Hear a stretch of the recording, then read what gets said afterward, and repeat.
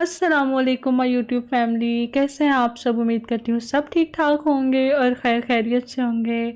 Welcome to literary lounge. जो लोग इस चैनल पर नए हैं वो मेरे चैनल को लाइक करें, सब्सक्राइब करें और बेल आइकन का बटन दबाना मत भूलिएगा।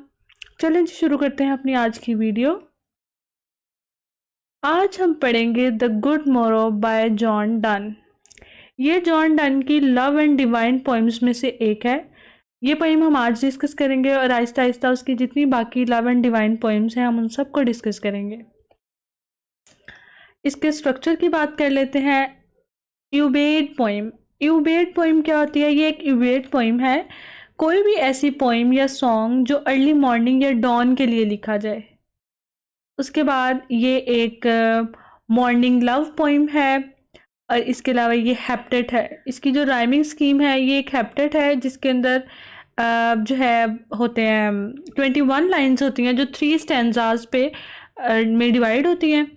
और इसकी जो राइमिंग स्कीम है वो है A B C जो जॉन डन है वो अपनी मोस्टली पोइम्स में 3 मोड्स को यूज़ करता है। साइनिकल, कॉन्जुगल और प्लेटोनिक। साइनिकल क्या है? साइनिकल में वो एंटी वुमेन के बारे पे करता है, लिखता है सारा। और जो कॉन्जुगल है वो मैरिड लाइफ और फिजिकल लाइफ पे लिखता है। और प्लेटोनिक है स्पिरिचुअल लव। और ये जो हमारी पोइम है ये है प्लेटोनिक, ये मोड ऑफ प्लेटोनिक में लिखी हुई है इसने। अब हम यहाँ पर जो है इसे डिस्कस कर लेते हैं। Okay.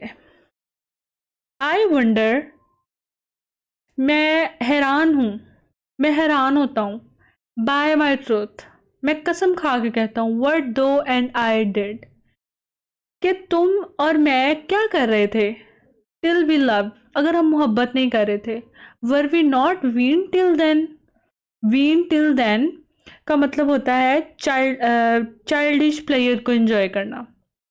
We'll till then childish player को एंजॉय करना। बट सक, अच्छा अब ये पूरी इसके अंदर वो क्या कह रहा है कि मैं कसम खा के कहता हूँ और मैं बहुत हैरान होता हूँ कि अगर अब तक हम मोहब्बत नहीं कर रहे थे तो हम क्या कर रहे थे। क्या हम सिर्फ अच्छा हम बचपने में ज़िंदगी गुजार रहे थे।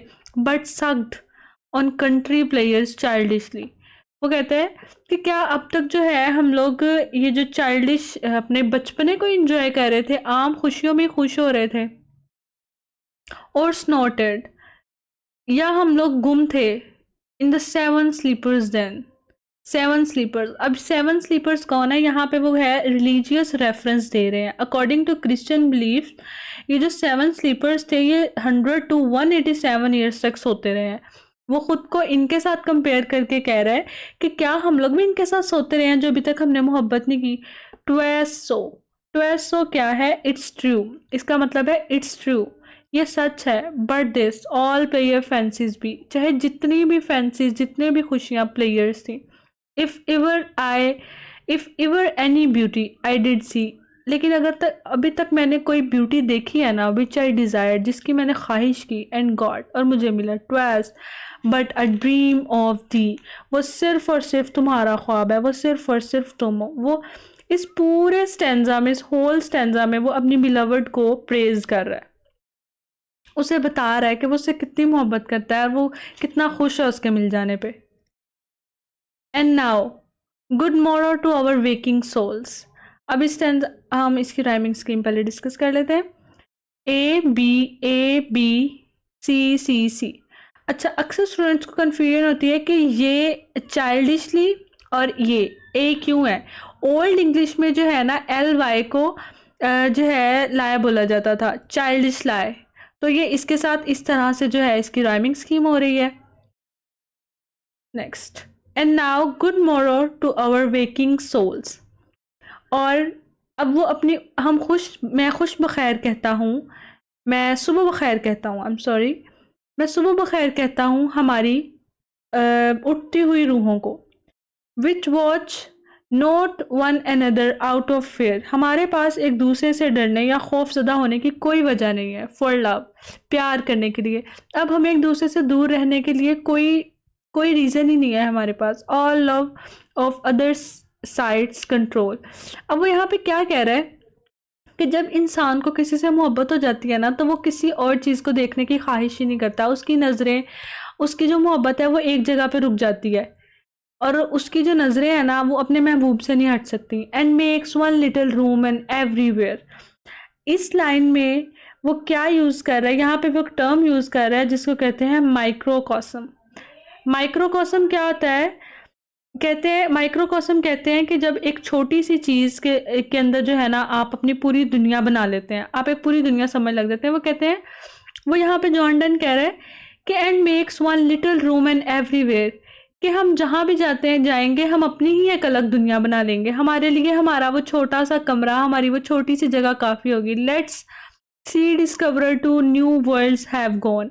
ये सी डिस्कवरर्स को नई दुनियाएं ढूंढ लेने दो, उन्हें नई दुनिया में जा लेने दो। Let maps to other worlds on worlds have shown. इन नक्शों के ऊपर दुनिया और पे दुनिया को आ लेने दो, जितनी दुनियाएं नजर आ रही हैं आने दो। Let us possesses one world, each hath one and is one. हमारे लिए हमारी एक दुनिया ही काफ़ी है जो हम दोनों के मिलने से बनेगी। वो कहते हैं कि जहाँ मैं और तुम है, वहाँ पे किसी और चीज़ की ज़रूरत ही नहीं है। हम वहाँ पे, जहाँ पे तुम्हारा दिल, मेरा दिल, हमारी मोहब्बत है ना, वहाँ पे हम अपनी एक बहुत ही खुशगवार खूबसूरत दुनिया बना सकते हैं। हमें किसी दूसरी दुनिया की ज़रूरत नहीं है, बाहर की दुनिया की अब हमें कोई चाहत नहीं रही। इसकी भी इसी तरह ही ए बी सी। अब हम थर्ड स्टैंजा की बात कर लेते हैं। माई फेस इन थाइन आई, मेरा चेहरा तुम्हारी आंखों में। थाइन इन माइन अपेयर्स, और तुम्हारा मेरी आंखों में। And true plain hearts do in the faces rest.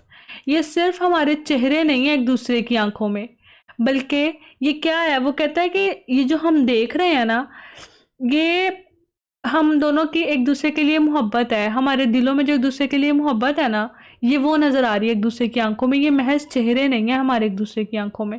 Where can we find two better hemisphere. वो कहते हैं दो प्यार करने वालों के जो दिल है ना, वो मिलकर जो हेमिस्फेयर बना सकते हैं, वो कोई हेमिस्फेयर नहीं और कोई बना सकता। वो कहता है कि हमसे बेहतर कोई हेमिस्फेयर कोई ढूंढ नहीं सकता।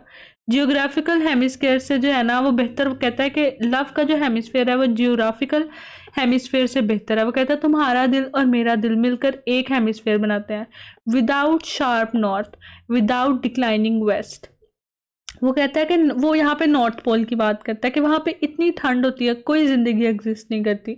फिर वो वेस्ट की बात करता है। वेस्ट किसको कर रहा है सिंबलाइज? वो डेथ को, डिक्लाइन को। वो कहते हैं ये चीज़ें मिलकर कैसे हेमिस्फेयर बना सकती हैं? हेमिस्फेयर तो बना सकती है तुम्हारी और मेरी मोहब्बत। वट एवर डाइज, जो भी मर जाता है या जो भी ख़त्म हो जाता है, वॉज नॉट मिक्सड इक्वली। अब वो यहाँ पे क्या बात करता है कि हार्मोनिकली हर चीज़ को बैलेंस होना चाहिए। जो बैलेंस है ना वो बहुत ज़रूरी है परमानेंस के लिए। वो कहते हैं कि जो चीज़ ख़त्म हो जाती है ना, तो यकीनन उसके अंदर जो चीज़ें थी, उसके अंदर मोहब्बत, जो भी, जिस भी आप चीज़ की क्वांटिटी लेना चाहें, वो इक्वली मिक्स नहीं थी, इसीलिए वो चीज़ ख़त्म होगी।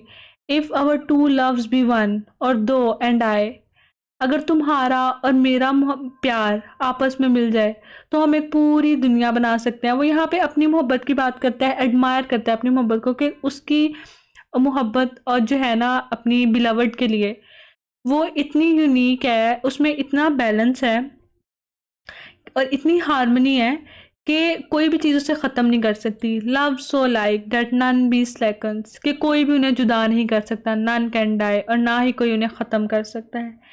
और इसके अंदर ये यार यहाँ पे हमारी ये पोइम ख़त्म हो जाती है। इसके अंदर भी जो इन्होंने राइमिंग स्कीम यूज़ की है, ए बी सी, ये राइमिंग स्कीम यूज़ की है इन्होंने यहाँ पे। और इसने स्वीटेस्ट लव लिरिक्स के जो है ना लिखे हुए हैं इसके अंदर, और बहुत ही खूबसूरत तरीके से जो है उसने अपना लव जो है डिस्क्राइब किया अपनी बिलवड के लिए।